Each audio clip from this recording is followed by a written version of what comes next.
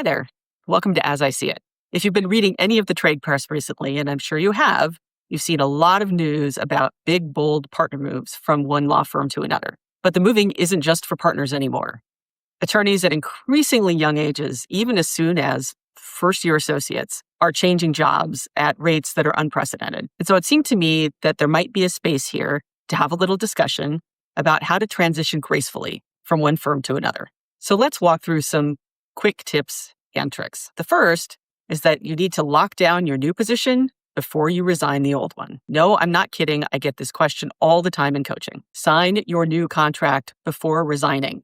I know that you're very, very excited about this new opportunity and you're just bursting wanting to tell people about it, but you need to cross the T's and dot the I's first. And that means waiting until your background check clears fully.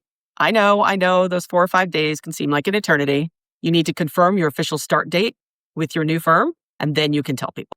My second tip is to communicate intelligently and not emotionally. So tell your direct supervisor first through a face-to-face meeting. Do submit a formal resignation letter.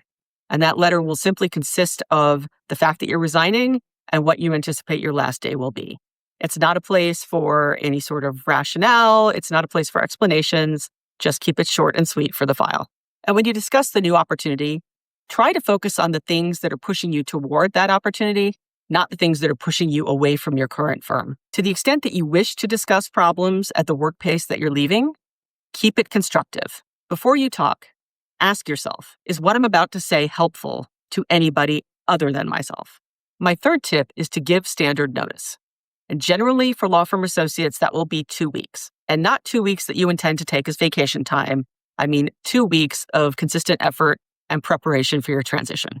If you have an employment contract, do review that contract for any specific requirements it may have regarding your departure, and either stick to those requirements or ask specifically for special dispensation. Do work diligently until your last hour. This is very important. No matter how tempted you are to start phoning it in, just give 100% effort. You can do that for 2 weeks. Your professional reputation will depend on it. And then either leave cleanly after your bonus for the year before has been paid, or negotiate to have some sort of a makeup bonus paid to you as part of your signing on to the new firm. What you don't want to do is sign on somewhere new or intend to leave and then kind of wait until your bonus has been paid. It is 100% transparent to all of the partners and everybody that you're working with. And it just leaves a bad taste in people's mouths, even if it's not entirely against the rules, which is something that you just don't want. So please just be clean and transparent. You're also going to want to create a handover document. So that's going to have all of your ongoing projects, who you're working with, the status of those projects, the timing of those projects. You'll also want to note the location of any key files on the document management system. The document should also provide contact information for key clients to the extent that that information isn't generally known. And it might even go so far as to outline how to do daily operational tasks. So if somebody was stepping in brand new and doesn't have access to you in the future, they won't be left wrong-footed. My fifth tip is to clear out your metaphorical office. Wipe personal information from your work devices. And I know there is some, despite everybody's attempt to keep it separate.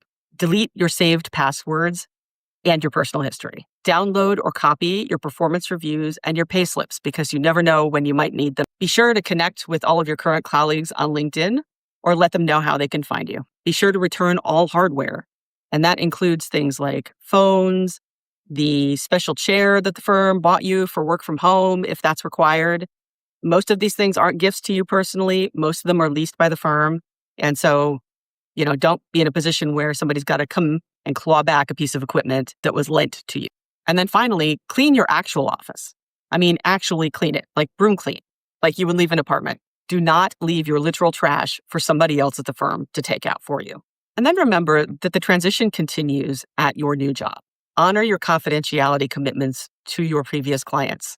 They carry with you no matter where you go as a lawyer. And most important of all, don't badmouth your previous job to your new employer. For one thing, you don't need to say the quiet part out loud. If you were 100% satisfied at your prior firm, you probably would still be there. But then the other reason not to badmouth the previous employer is that it leaves a strange impression with your new employer. Like if I bring you on and the second you're here, you start badmouthing the last guy, Well, what's going to happen if you leave this job? It just makes everybody uneasy.